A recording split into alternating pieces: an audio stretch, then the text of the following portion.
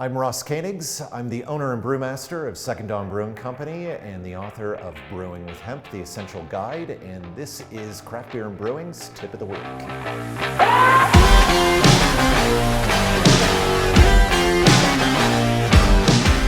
As we dive into what the flavor outcomes we can get, really the short answer is the flavors that you can get from cannabis are myriad. Really is many of the different flavor outcomes that you get from hops, and there's even some interesting, unique flavor outcomes that you can get from cannabis that really you can't get from hops. So the objective of this chapter is to really look at the different flavor and aroma outcomes that you can get from cannabis. As you'll come to find out, if you add cannabis just in its raw, natural state, you're really not going to get much in the way of psychoactive content. And if you're looking for ways that you can get psychoactive content into your beer or beverage, stay tuned, that's in the next block. But for right now, really what we're trying to do is look at different flavor and aroma outcomes that you can get from cannabis that just might be really interesting and novel in your beer.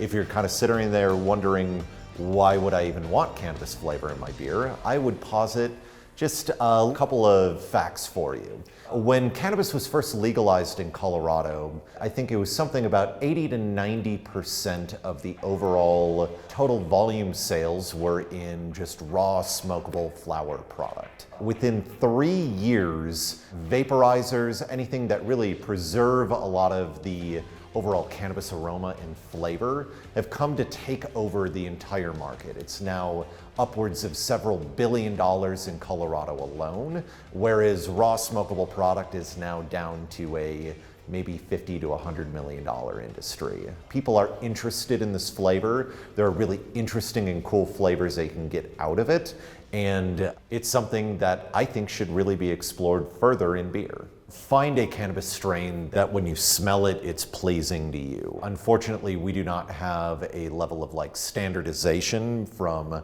different cultivar to cultivar like we have in hops, that I can use Citra and I know it's always going to do this. It's just not that standardized quite yet. As we're looking to find cannabis that's going to be suitable for our brewing processes, unfortunately, you're going to have to do a lot of the legwork yourself. You could find a marijuana or a hemp strain that you think just has really interesting aromatic properties, and that's a good place to start. You may be growing yourself, you may be going into a dispensary, you could be doing all sorts of things, but for the most part, I would recommend just start with identifying a strain that you find personally smells really nice, and then we can identify all of our brewing objectives from there. In my book, I go through a couple different flavor buckets that they're really broad, but just kind of gives you somewhat of a theoretical framework, that there are kind of what I say about 5 different distinct buckets, of which there are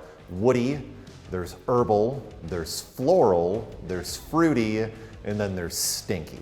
And put all of those together kind of comes into a word that you're probably familiar with, dank. All of those different constituents, as they express up or down, will give you either more dankness, more of that cannabis aroma. Everybody knows what cannabis smells like when they smell it, but it's really hard to really pinpoint exactly what are the principal constituents that really make that flavor and aroma just really pop and be so iconic and recognizable.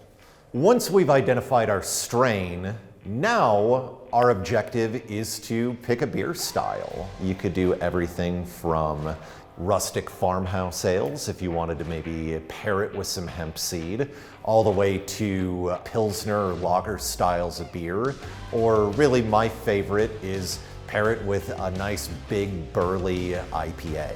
You could do West Coast, you could do hazy, you can do pale ale, sky's the limit.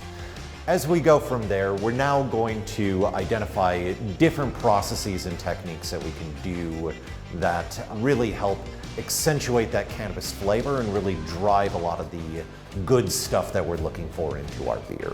For more on Brewing with Cannabis, click the link below.